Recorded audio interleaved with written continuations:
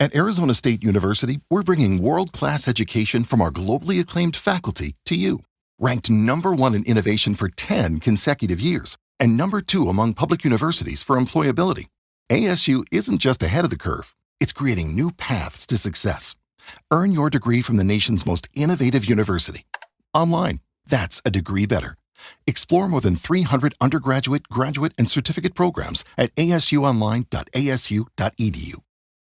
At Arizona State University, we've made online education better, smarter, and more personalized so you can go further in your aspiring field. I decided to pursue medicine once I realized that ASU did have the online program for biological sciences. You're still required to learn the same curriculum. You're still being tested on the same content that anyone would be tested on in person. The comprehensiveness of the program prepared me so well for medical school. Explore over 300 programs at asuonline.asu.edu. Breaking news from the stadium tonight as an anonymous fan foot the bill for 55,000 hot dogs, bringing that sweet tubed meat to everyone in attendance. Free dogs! Yeah! 55,000 hot dogs? What does that even cost? While the identity of this Frankfurter philanthropist remains anonymous, their all-beefy generosity will go down in history. The new Mega Millions. More to win means more to give. How you spend it is up to you. Yeah! For game odds and details, visit sceducationlottery.com. Calaroga Shark Media.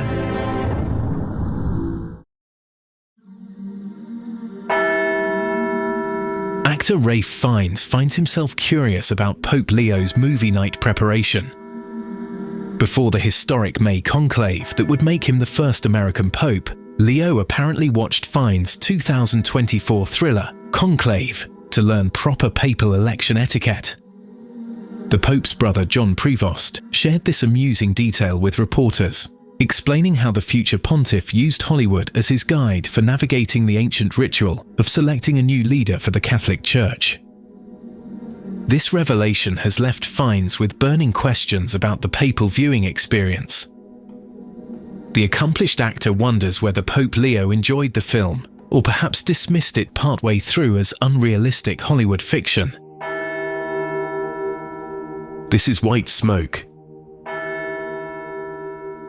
Did the soon-to-be Pope find value in the dramatic portrayal, or did he simply shrug off the entertainment industry's interpretation of sacred traditions? Fiennes acknowledges that while his film likely amplified the political maneuvering for dramatic effect, the production team worked carefully to portray the ceremonial aspects accurately. The movie follows a cardinal tasked with overseeing papal selection, only to discover a web of secrets that threatens to destabilize the church itself. The film, directed by Edward Berger and featuring Isabella Rossellini, Stanley Tucci, and John Lithgow, received significant recognition during awards season. It garnered 8 Oscar nominations for 2025, including a Best Actor nomination for Fiennes, ultimately winning the Adapted Screenplay category.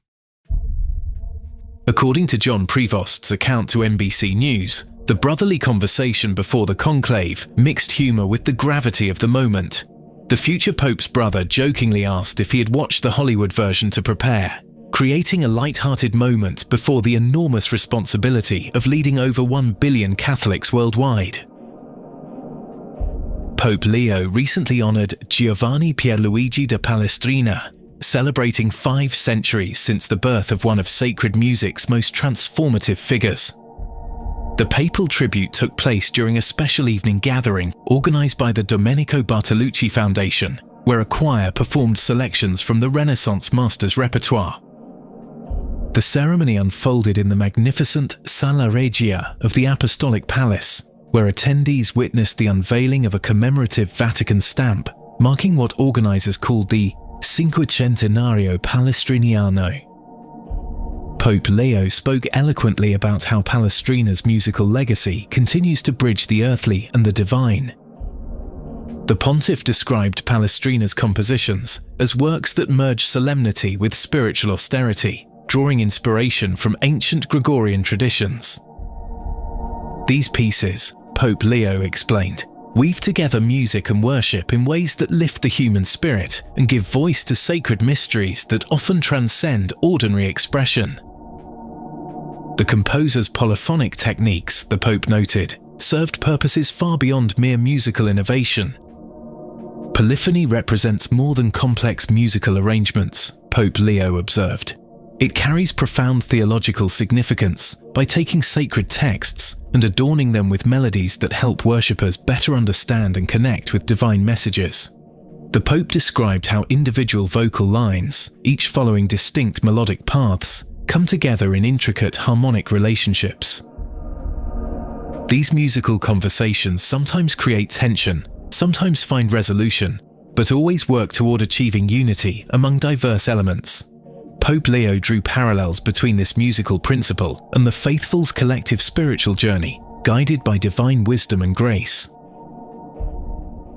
With so many options, why choose Arizona State University? For me, the only online option was ASU because of the quality. Their faculty was really involved with their students and care about your personal journey. The dedication to my personal development from my professors, that's been extremely valuable to me. Earn your degree from the nation's most innovative university. Online. That's a degree better. Explore more than 300 undergraduate, graduate, and certificate programs at asuonline.asu.edu. The auction for Pope Leo's childhood home has been extended by 1 month and will now close on July 17th, according to the auction house handling the sale. The modest 1,050 square foot home is located at 212 East 141st Place in Dolton, Illinois. The extension comes as the village of Dolton continues working to acquire the property through direct negotiations with the current owner, Paweł Radzik. Village attorney Bert Odelson explained that the auction extension was necessary because the city has not yet finalized its purchase negotiations, but expects to complete the deal very soon. Odelson described the opportunity as once in a lifetime, calling the Pope's former home a place that many people believe is sacred. He emphasized that the village needs to preserve it properly, but lacks the necessary funds, requiring assistance from others to do the job correctly. People from all over the United States have already offered to help preserve the house, and the planned charity will enable them to contribute effectively. Ward Miller from Preservation Chicago, a non-profit organization dedicated to preserving historic sites in Chicago and encouraging landmark designations, expressed hope that his group could assist the village once it acquires the property, even though the house sits outside Chicago city limits. Odelson explained that Dolton, like the city of Chicago, has the authority to declare the house a village historic site and plans to pursue that designation.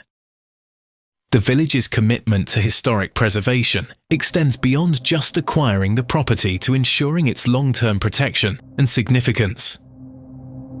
A few blocks from Pope Leo's childhood home, but within Chicago city limits, sits St. Mary of the Assumption, the church and school that the future Pope attended as a child.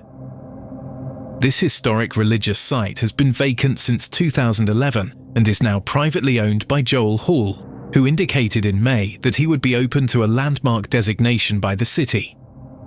Preservation Chicago presented its case for landmark status at a May meeting of the Commission of Chicago Landmarks, though the commission has not yet reached a decision.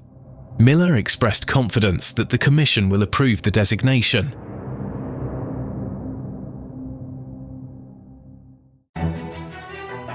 There's always something brewing behind palace walls, whether it's Prince Harry and Meghan Markle making headlines from afar, or Prince William and Princess Catherine quietly preparing for the future throne. I'm Mark Francis, and on Palace Intrigue, we cover every twist, turn, whisper, and wink. From royal drama to daily gossip, follow Palace Intrigue wherever you get your podcasts.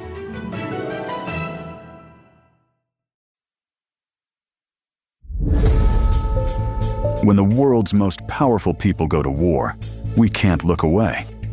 Welcome to Feuds, Power, Pride, and Payback, the podcast tracking the explosive conflicts shaping our world right now. Presidential administrations fracturing, tech billionaires threatening government leaders, entertainment titans destroying partnerships with single social media posts. These aren't just headlines. They're windows into how power really works. We deliver daily episodes when news explodes, weekly deep dives for perspective. From Washington power struggles to Silicon Valley vendettas, we decode the psychology behind the drama and reveal why these feuds matter far beyond entertainment. Feuds, power, pride, and payback. Today's conflicts are tomorrow's history. Available wherever you get your podcasts.